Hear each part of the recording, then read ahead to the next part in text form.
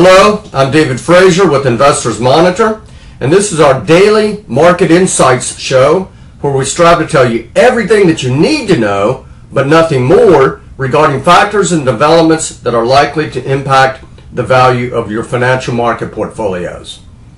Well, yesterday on Thursday, September the 10th, as I'm sure most of you know, the U.S. major stock market indices were up modestly. Specifically, the Dow Jones Industrial Average was up 76 points on Thursday. That's approximately 0.5%.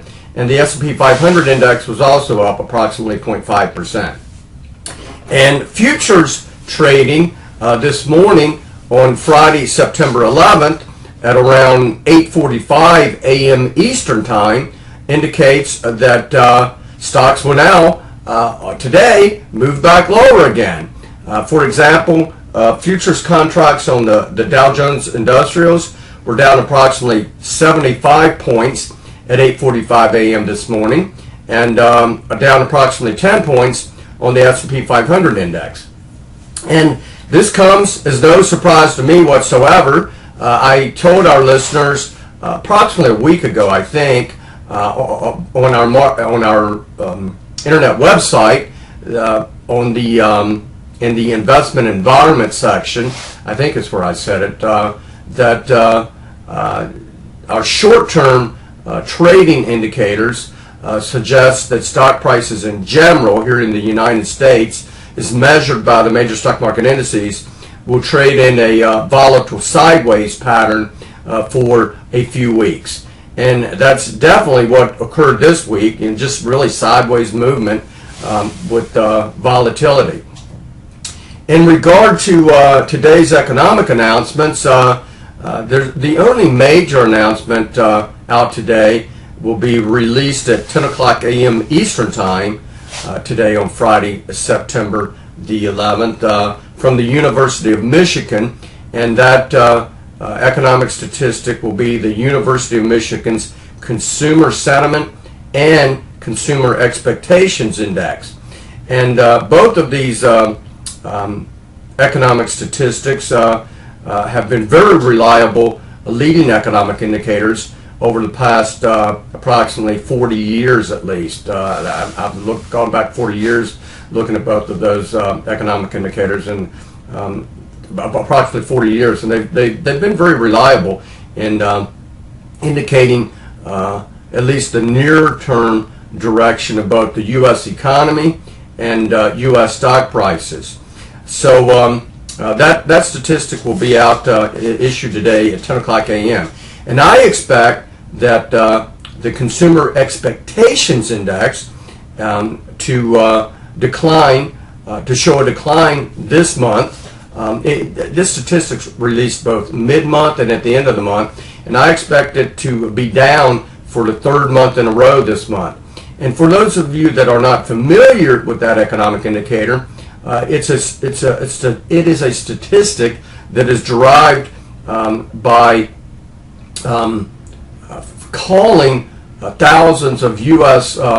Of households, of Americans here in the United States that live here in the country, and just asking them what they expect regarding the direction of the economy over the next 6 months, as well as their thinking regarding their jobs and their overall financial situation. And so if these persons in the aggregate say, as I expect them to have said over the past couple of weeks, that they expect the employment situation to worsen somewhat, that their financial situation at least to not get any better, and for the economy to deteriorate somewhat. Well, if I'm correct in that, what do you think they're going to do as far as the way that they spend their money? Well, the answer is pretty simple, isn't it? They're going to rein in their spending. They're not going to spend as much money. And that's very, very important, because if they don't spend enough money, given the fact that household spending here in the United States accounts for approximately 68 to 70% of the country's total output of goods and services, that is gross domestic product, or GDP, if if U.S. households in the aggregate do rein in their spending, well, we're probably going to see a slowdown in the pace of economic growth. So we'll wait and see, but I'm pretty confident that we're going to see that indicator move to lower over the past couple of weeks, and that would be the third month in a row, if that's the case, that it will have moved lower. There were no major economic statistics out of India, Japan, Europe, China, or Brazil today, so there's nothing to discuss there. Now, however, next week there will be several very important economic statistics released for the United States. Specifically, on Tuesday, we'll get a report on retail sales for the month of August. On that same day, we'll get a report on industrial production, also for the month of August, and a report out of the Federal Reserve in New York, which will give us information on manufacturing activity in that area of the country, specifically in New York, Connecticut, and New Jersey for the month of September. Very, very important economic statistics. Retail sales and industrial production are reliable coincident indicators, meaning that the direction of these indicators and the change in these indicators tends to move right in line with the overall economy here in the United States. And I expect to see retail sales to have weakened a bit, and for industrial production to have weakened a bit during August. Let's see, let's move on. What else is out next week that's important? And I expect manufacturing activity in the New York area to also have worsened, to slowed during the first couple of weeks of this month. So that's on Tuesday. Then on Wednesday, we get a report from the National Association of Home Builders regarding activity in the housing market, specifically the statistics that will show us the recent buying interest of persons regarding homes. Whether or not more people expect to buy our home, or about the same as during the prior month, or a fewer number of persons expecting to buy a home. So that's on a Wednesday. We had statistics regarding building permits for the construction of new homes for the month of August. And my expectations is that the number of building permits issued during August for the construction of new homes likely decline a little bit, very modestly, but that they likely turn a bit lower. On that same day, we get a report from the New York Federal, excuse me, let me back up, let me slow down. We get a report also on Thursday from the Federal Reserve Bank of Philadelphia, which will show us manufacturing activity in that region of the country. And my research indicates that manufacturing activity in the Philadelphia area also likely slowed over the past few weeks.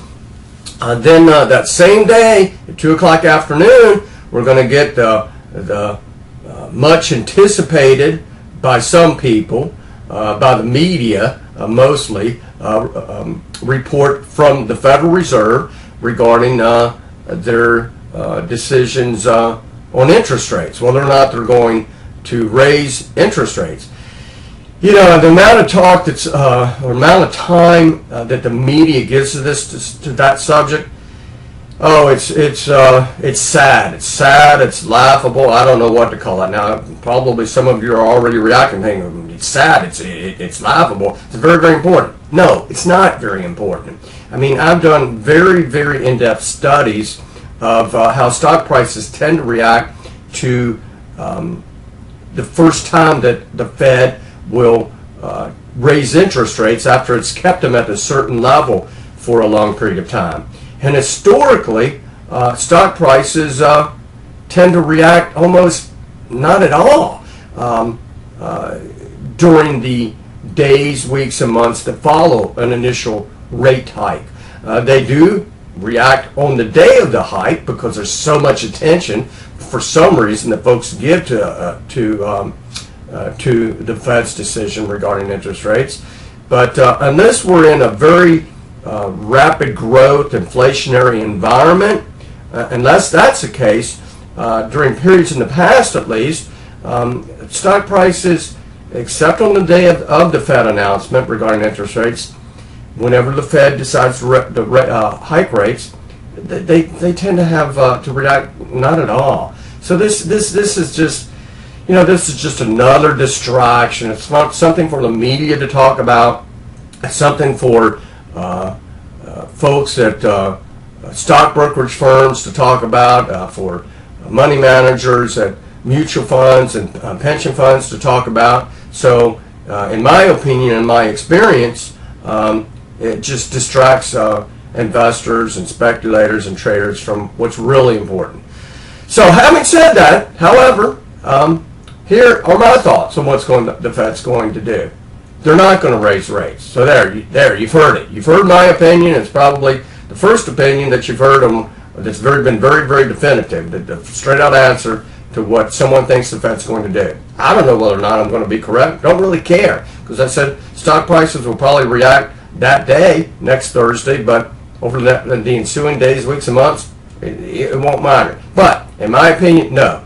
Very, very, I feel strongly the Fed's not going to increase interest rates, even though most of these folks on the primary financial shows in the major media seem to think or claim that the Fed is going to raise rates. So I don't know what they're doing. I guess they're out on the golf course or just traveling or dining. I think they're apparently not working, because there's been practically no inflation here in the United States.